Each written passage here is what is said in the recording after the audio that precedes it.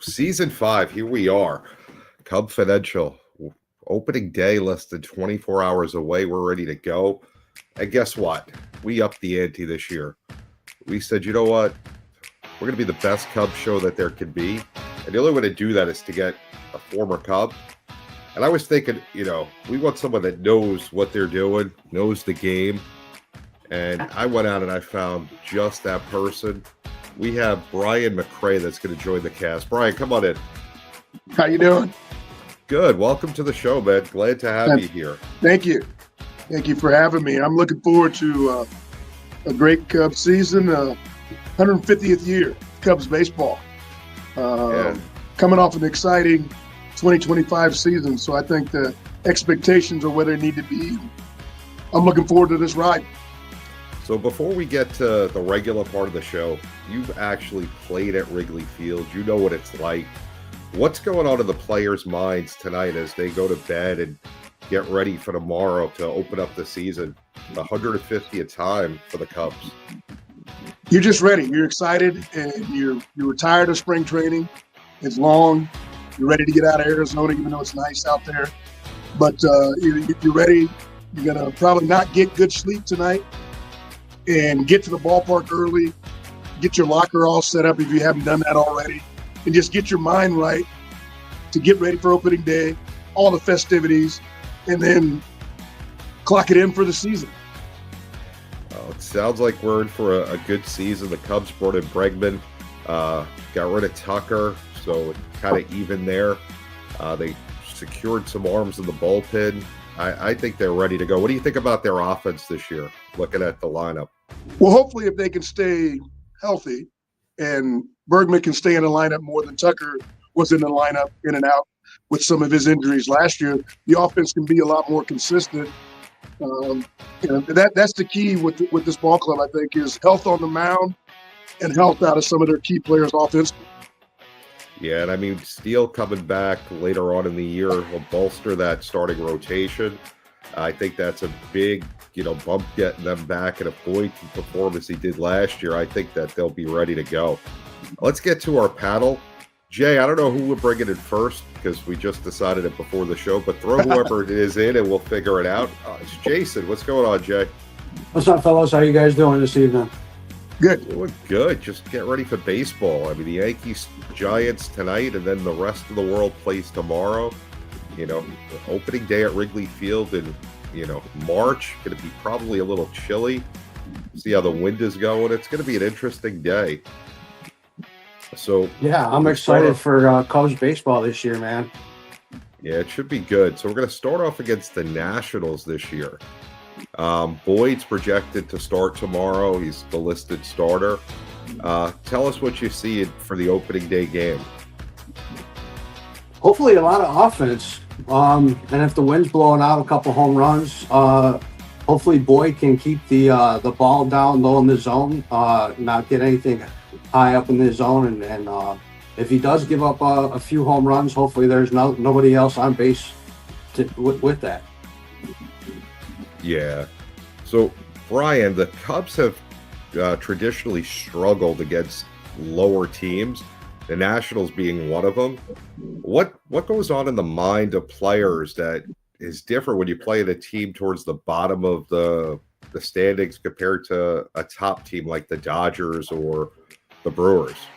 Well, I'd rather face a team like the Nationals opening day because you're already going to be hyped and ready to go, as opposed to longer in the season when there may be a little lull when you're playing a lesser team. So I think that may play to the favor of the Cubs that they're facing this team in the first series, and they want to get off to a good start. And you're going to be a little bit more focused and in tune to what you need to do to beat these guys, regardless of where they're predicted to be. And they don't have a lot of household names on the team, but opening day is probably the best time to face a team like this. Now, Jay, what are they saying in regards to Suzuki and him being able to go day to day, and especially losing Tucker, he may have to play in the outfield a little bit more. What's their projections on him being ready? I think I saw somewhere today that they're putting them on like either the 10 or the 15 day. I'm not sure. I've seen a couple of videos and pictures of him doing some rehab on his leg, his knee. I'm hoping, and they're hoping too, that he won't be out too long and then he'll be able to get back in the lineup. Yeah, you look back a few years ago, and the biggest concern on this team was the bullpen.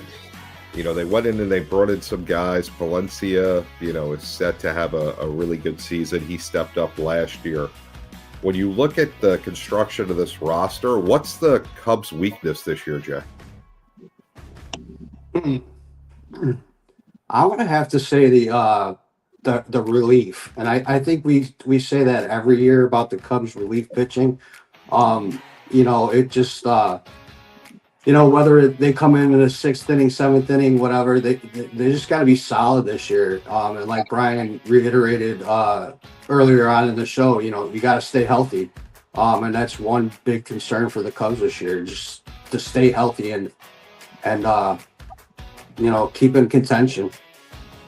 Now, Brian, how much work before spring training do guys do to get into baseball shape? Because baseball is a different sport than probably any other of the big four. There's not a lot of contact, obviously, but it's a grind. You're playing every day pretty much for 6 months. You get a day off here and there, but it's 6 days a week at least for the next 6 months. So what are you doing in the off season to be ready for that and to put your body through that test? Well, first of all, you let your body rest for a little bit after the season's over. The Cubs going into the postseason, so they played another week to 10 days. You take a month or two and just do nothing and let your body heal up from a long season, and then you gradually get yourself back into lifting weights, doing some cardio, things of that nature. And then around Christmas time or so, you start doing some baseball activities to get yourself ready for spring training. But it's a gradual thing, and you can't do it 24/7, and you can't do it 12 months out of the year, especially guys that play every day. As a position player that I played every day, I had to let my body heal and rest up and take some time off and just get away from everything to get your mindset to start working out again. You can't just keep going. And I think that's what we're seeing with some of these guys now that break down a lot. They don't take as much time as they should. They feel like they need to continue to work. And working on your body and taking time off, that is the smarter thing to do. Then you continue to grind and not let yourself heal up. Yeah, I think that's got to be probably one of the hardest things to do because, people don't respect the physicality of baseball, but the 6 days a week, if not 7 for 6 months, that's a grind, and the travel that's thrown in there. I mean, nowadays they play, most travel days are day games, so they get a little bit of a break where they get it usually that night before, but it's still a lot of the body to do that 6-7 days a week for 6 months. So, it's definitely a hard thing. Jay, so what are your keys to this first series for the Cubs? Work out some of the kinks. I know the record didn't really do too well in spring training. I think they ended up in spring training 13-16. So just work on the fundamental of baseball. You get the guys on a base pass, move them over, get them over, score them, get them to score. Starting pitching, obviously the guys maybe go 3, 4, 5 innings, and bring in the bullpen guys, and just go from there. Just work on the fundamentals first couple of games, and get back into the swing of things. Now, Brian, when you were playing at Wrigley, not many night games. Now, you look at that, what's the difference in March and April in the outfield in Wrigley compared to July and August, besides having the ivy on the wall for a little bit of panic against that brick? Well, I think the biggest key is playing day games coming out of spring training help because you're on that morning schedule. So I always enjoyed that. I had my better April when I went to Chicago because you're on that same type of sleep rest schedule, getting up in the morning, going to the ballpark. as far as the wind, early in the season, the wind usually blows in. And it's hard to get the ball through the wind and drive the ball. So as an outfielder, a little bit easier to play in the early parts of the season. You play shallow. The ball's not going to – it's got to be really hit hard to beat you deep. And you can take away a lot of those looping line drives that would fall later in the year because you're not so worried about getting beat by a ball over your head. So I thought early April and May, the ball didn't carry as well.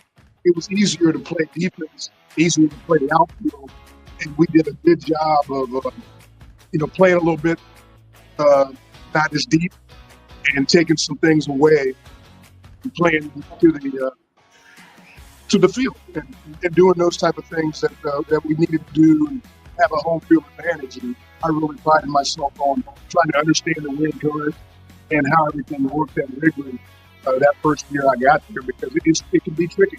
It can pull some outfielders, and we did a good job of early in the season being able to contain that and make it our advantage. I mean, how difficult is it to play the outfield at Wrigley compared to other ballparks with the brick wall and, the wind being such a factor? Well, the good thing about it is the alleys are small. So that helps out for me as a center fielder. The brick wall, I was not going to test it.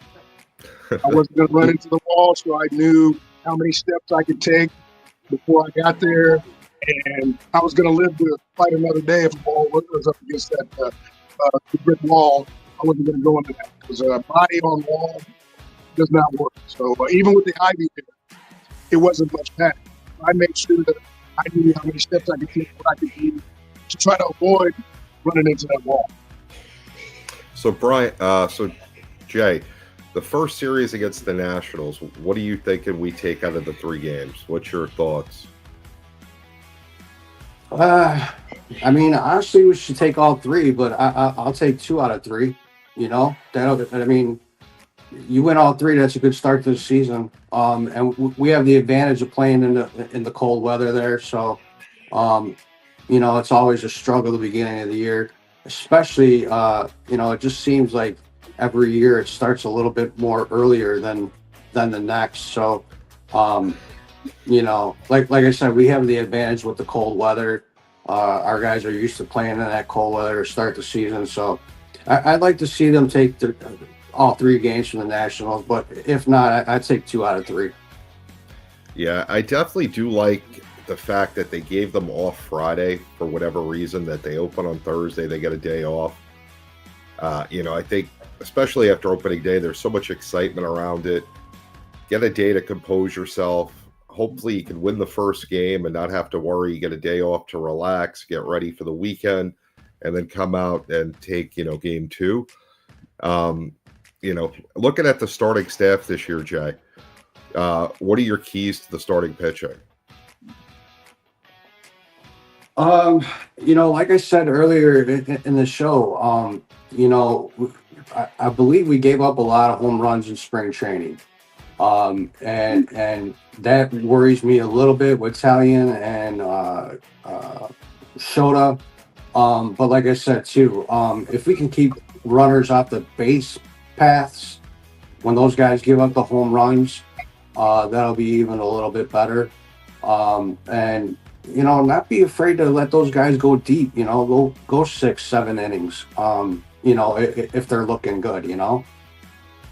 Yeah, I always question taking out a starter that looks like they're doing well too early, and I'm never a fan of that. And Council does a little bit better job than Ross did with that, but I think it's just a way of the game now where they just there's so much invested in the players that they don't want to take a chance with leaving them out there too long. Yeah, you see it more nowadays. But I'm a like old school. I like to see these guys go 7-8 innings. And if they're doing really well, if they can complete the game and get it done on their own, man, I love to see it. Yeah, no, I definitely agree. So, first Cubber done of the season, Jay. You get to lead us off. The Cubs can finish with the 2nd seed in the National League and a first-round bye in the 2026 playoffs. Hmm. I'll take it. I think I could see them doing that. I'm optimistic, man. I have to be. You know. Yeah, I mean it's a great question. I think Jay came up with a good one here because the National League has some good teams, but if you look at our division, you got the Brewers and us pretty much battling it out. The National League East, you got the Phillies, the Braves, and possibly the Mets. But they're going to beat each other up throughout the year. I don't know. I think it's possible if they play the way they did last year and get a little bit of luck. I'm going to have to agree with you. What do you think, Brian? I think the wild card in the Central is the Cincinnati Reds. I think that's a team that they have some good young players, and if they can catch fire, I think that could be a team that could mess some things up for people thinking in the Central. The Mets, I think they've had good teams, good rosters. Something has been missing there over the last couple of years. The Braves have so many injuries. There's no telling what's going to happen there. But I could see the Brewers and Cubs fighting it out again. At some point, the lack of star power in Milwaukee is going to get to them. They can't keep. It's like they're pulling something out of their hat. I don't see that continuing to be like that. And when they fall, it's going to fall. They're going to fall hard. And I think it's going to be the Cubs and the Reds that are going to be the teams in the Central that need to be reckoned with. Yeah, the Reds do have an exciting young team. They are definitely scary. The Pirates just can't put anything with Skeens. They have Skeens by themselves and by himself on an island, and they just haven't been able to build around him, which is horrible. But Jay, we appreciate it, man. Hopefully we get to see you next week. I know you got a little bit of traveling you got to do, but if not, we'll see you the week after. Yeah, yes, sir. Always a pleasure. Nice meeting you, Brian. Take care, Jay. Take care, man. All right, we're going to bring in Botkins now. Nick Botkins. What's good, baby? It's your boy Bodkins, man. First, it's an honor, Mr. McCray. I will never forget you played center field. My first attended professional baseball game I ever attended in my life. You actually crushed a home run in that game.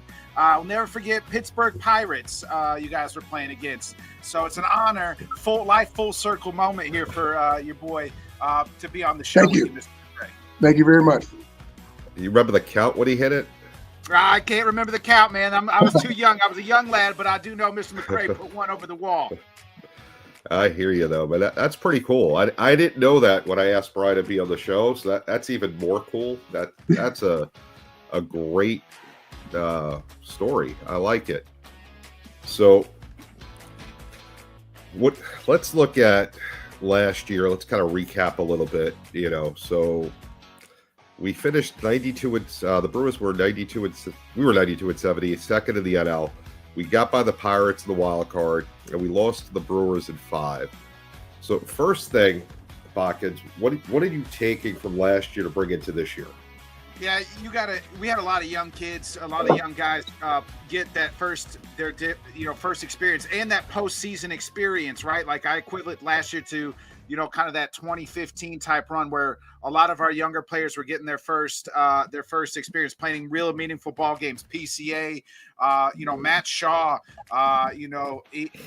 and everybody else, and their pitching as well. Like this was kind of their first dip into the postseason. So for them to, build off that success and come in this year was like, the expectations were kind of there, obviously, last year, but it was like, hey, we'll see what happens. And then as the season went, we started off hot, remember? And then we, mid-season, we hit a mid-season slump and then just kind of played 500 and we're able to get into the playoffs. So I think just kind of, using that experience from last season and pulling it into this season, especially for a lot of those young kids, you guys really seeing, their first major league full season of 162 games. Yeah. So, Brian, going back to your career, when you finished the season, and you didn't win a World Series, what did you take into it going the next year to kind of motivate you to move on, to be better?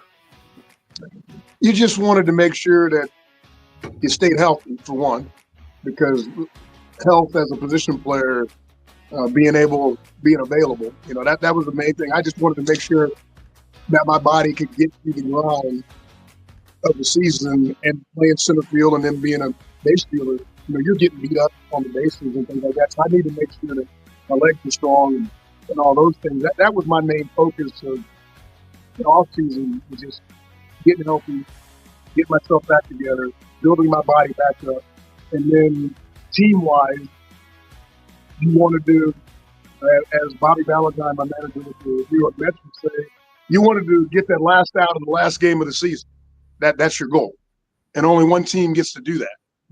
And so you keep pushing to try to get there and play meaningful games late in the season. And that was something the guys always talked about. You wanted to come to the ballpark with a chance in September, if you went on a good little run, that you get yourself into the postseason. No, that definitely makes sense.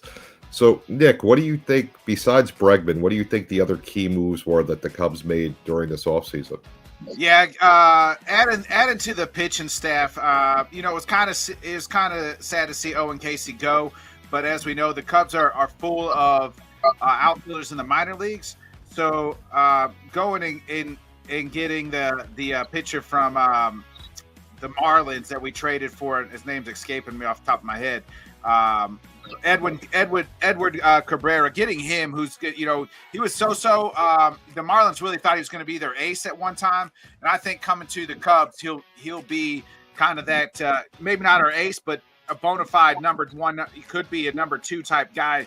We saw Shota kind of dip down last year. I'd like to see him kind of get bounced back, but I think in bringing in Edward, we said all last year. I mean, going into the postseason, the starting pitching, we just didn't have enough. So now you get Edward. You bring in Cabrera, and, if Justin Steele comes back, by the All-Star break, I think we'll be okay in that department, maybe add another piece or two. But I think obviously bringing Bregman in, who, I don't know if you read his Players Tribune. No, this guy was born to be a Chicago Cub, loves the Chicago Cubs, and he is all about, he chose to come here. This is where he wants to play baseball. He's a proven winner. Those guys just don't come along, very often, and he wants to help build the culture here. Guys have already talked about, what he brings to the table, not even at the plate, just not even in the field, out in the field, but in that clubhouse. So I'm looking for big things, just his influence. And like I said, bringing Edward Cabrera in, a guy who, a very touted, really good pitcher, was just on a bunch of bad teams in Miami. Yeah, when you look at losing Tucker, and after he left, a lot of it came out that he wasn't a very good teammate. And I hate seeing things like that afterwards because, why are you going to talk about somebody after they're gone? They're gone. Forget about them. But, they were saying he was more interested in being on his phone in the locker room and not really a team guy. Brian, how important is team chemistry in a locker room when you have, 24, 27 guys on a roster? Well, team chemistry is good, but I think it's a little overrated. Some really good teams could not stand each other and won championships. Some really good teams have bad chemistry, had bad guys in the locker room, but they had, they had it when it was time to play. So I think a lot of it gets overblown. The big thing is, no matter what, teammates have to respect each other. You don't have to like each other, but you have to respect each other, and you have to battle for each other. And I think that's sometimes what people don't understand about team chemistry. You can have a team that gets along great, but they don't play hard. So what do you want there? So that's. Go ahead. I was going to ask you if a teammate was like, I know obviously back in the day you didn't have to deal with cell phones, but in today's clubhouse, if you saw a teammate, everybody should be locked in. To me, everybody should be locked in on the game or helping one another out. How would you handle that if a teammate was like on a phone or, have some sort of distraction? But we don't know what he's doing on the phone. Did he have a family emergency and need to talk to somebody? Was he looking at video? I don't know what the guy's doing. And unless I know what he's doing, Maybe that's how he gets. Maybe he's reading. Maybe he's doing so. You know, the reports that came out about Tucker, nobody really was specific about what he was doing. I got Yeah, you. And that was the if one he thing. was doing anything wrong. And was it 4 hours before the game? Was it 20 minutes before the game? None of that stuff ever came out. Yeah. Yeah, it was the one thing I didn't like about it is that it came out after he left, and it was like, all right, he's gone now, so we could talk about him. It didn't help the current situation with the team, and depending on how it came out, because I don't know what the sources were, it could bring people in because now, hey, they're going to talk about me if I leave or maybe while I'm there. So I thought that was just a bad look for whoever shared that. And I do agree with you, Brian. He could have been looking at tape. You know, he could have something on his phone that he's watching to improve his game. Could have had an emergency. Who knows? I mean, it could be anything. You know, it's hard But to I don't think you could question what he was doing when he was playing. No. Right. And that's what I look at in the teammate. What is he doing? Did he run out ground balls? Did he play hard? You know, Tucker played hurt. He probably played more than he should have to let that injury heal because he wanted to get out there and play.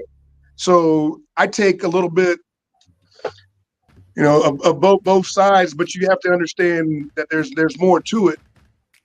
And as a teammate, you just want a guy that's out there and focused and playing hard and not worried about some of this other, because there's some guys that can be on the phone 10 minutes before the game and can go 4 for 4. Yeah. You see, I look at it this way. How would him being on the phone affect his play? He's not doing it while he's at bat. So, right. You know, not while he's on the field. If he's in the clubhouse, what's the problem? You know, is he missing batting practice? Is he missing extra work? Is he doing, you know, those are the things that could be a problem. Showing up late to the ballpark, although you didn't hear any of that kind of stuff. No. Right. So Botkins, where do you see the Cubs finishing at the end of the season? What's your expectation? First place, baby. Like that's the expectation. Like the Brewers lost some. You look at the Cardinals. I expect the Cardinals to finish dead last in this division.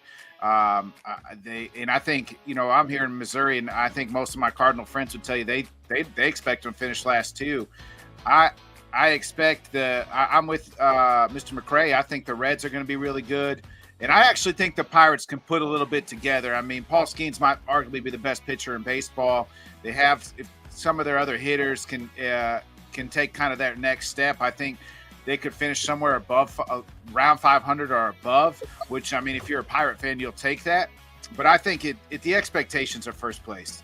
I think the Brewers lost a little bit, you know, so they're not going to be as good.